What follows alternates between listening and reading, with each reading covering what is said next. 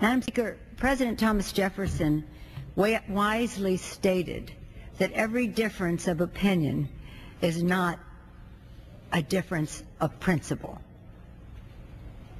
That is so. But some are. The difference of opinion over this budget is a difference of principle. In fact, more than one principle. This budget is a statement of our national values and upholds the American principles of opportunity, security, responsibility, and fairness. It upholds the principle of fairness with tax cuts for the middle class, for 95% of the American people. It upholds the principle of fairness with health care for all Americans as a right, not a privilege. The budget will not only create a healthier America, but by lowering health care costs, health care reform is entitlement reform. By curtailing the rising cost of Medicare and Medicaid, health care reform will significantly reduce the deficit. This budget upholds the principle of opportunity by advancing the President's investments in education from early childhood through post-secondary education and training. It supports the President's goal of improving education and training a workforce that is prepared to compete and succeed in the global economy. This budget upholds the principle of security. The first responsibility we have as elected officials is to keep the American people safe. I am proud that in doing so in this budget, it gives the biggest increase ever to our veterans.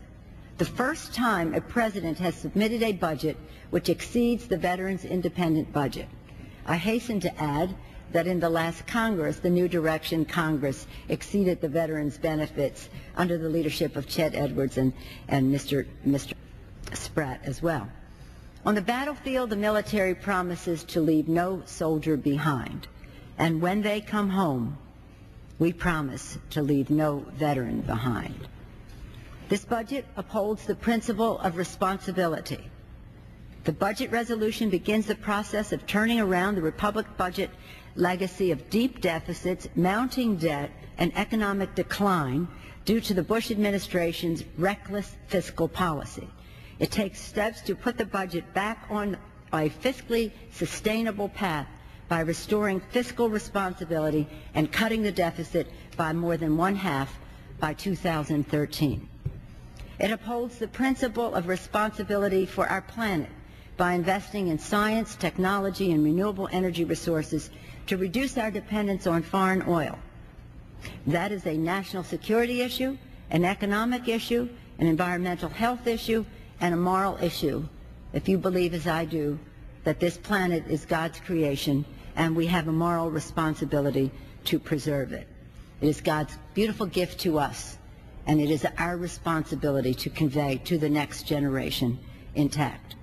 Mr. Spratt, thank you again for this budget, which will create economic growth, make America healthier, and honor our veterans. Decisions are deliberating. By deciding to support this budget, members are freeing themselves from past mistakes and stale assumptions.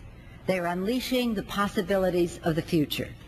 This budget is the logical progression of the bold initiatives already taken in the first 3 months of this year.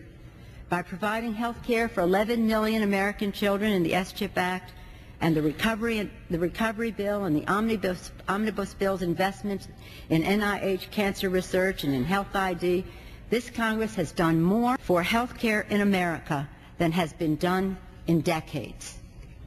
In terms of education, with the investments we made in the Recovery Act, the Omnibus, the Edward M. Kennedy Serve America Act, and now this budget, we have done more for education than has been done in any one other period of time in our history. On energy proposals, we plow new ground.